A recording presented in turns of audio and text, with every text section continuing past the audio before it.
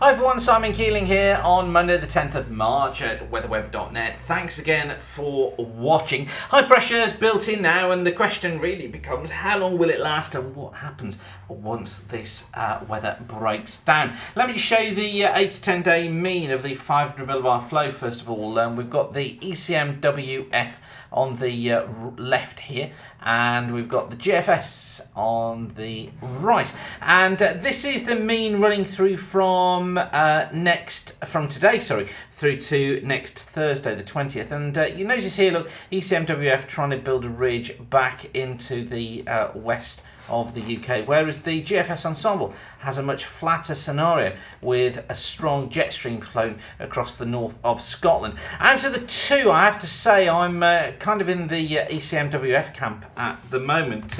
That looks to be presenting the best solution, this idea of warmer air pumping northwards, building the ridge in here. But in turn, what that would do is bring cooler air down through the UK and into central parts of Europe. And I think that's what's going to happen to get us ready for more of a significant breakdown into cooler conditions from the weekend after next.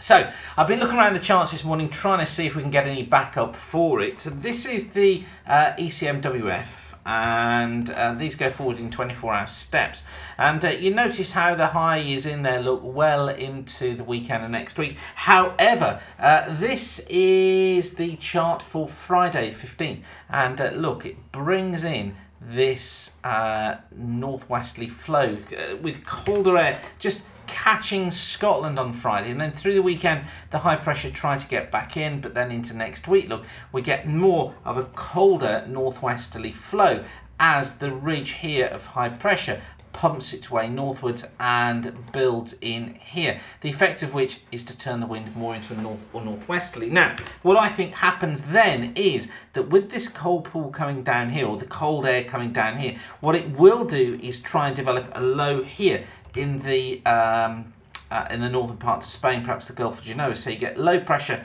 let's get that right. So you get low pressure centered within the area here, so we get low pressure in here. That then develops and spins us around into more of a northeasterly with a ridge building out towards the west. That's what I'm looking to happen. Now the Canadian looking like this, these going in 12-hour steps. Here we are with a chart for Friday, not as cool. There we are then into the weekend and into the early part of next week. But what the Canadian trying to hint at is next week is getting a cooler north to northwesterly flow back in across the country, and that then hints of, look, as the ECMWF have got hints of low pressure trying to form here across northern parts of Italy, and of the ridge pumping back in towards the north here. It's the colder air here and the trough that's up towards the north which prevents this building northwards, and the blocking scenario developing out here which would turn the flow into a much colder northerly in here. So there are still question marks over what happens towards the north as to how things develop. GFS ensemble looking something like this, 12-hour steps again. You notice into Friday, look, it just briefly gives us this hit of cooler northwesterly winds across Scotland, but not affecting many parts of the country. And then we get the cooler air slipping its way southeastwards as we head into next week and into the end of next week. Look, so much cooler air coming in on the ensemble here.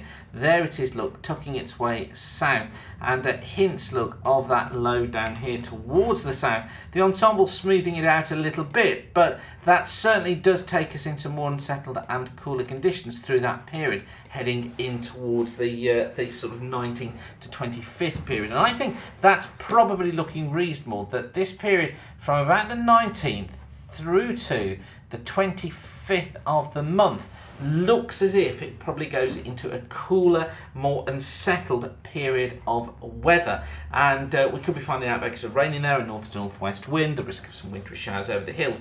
But I do then think that pressure tries to build back in again towards the end of the month and into the early part of April, bringing a return to milder conditions. So this is the date, this is the period to be watching for the cooler, more unsettled conditions, but hopefully it won't be lasting for longer than around a week. So that's what we're going to be keeping our eye on through the course of this week. If you've got sunshine today, which many of you have, do enjoy it. It looks as if we'll get more through the week. Watch out though for some frosts midweek. But generally it looks as if we are going to be staying on the mild and the sunny and the dry side. So for now, thanks again for watching weatherweb.net. A reminder that we're kept free of charge by you. Keep on coming back and using the site by using the charts. It means we can put more adverts in front of you, and those adverts generate the revenue that keep us free of charge. So once again, thank you for doing that. Thanks for watching, and whatever you're doing, keep the sun shining, and bye for now.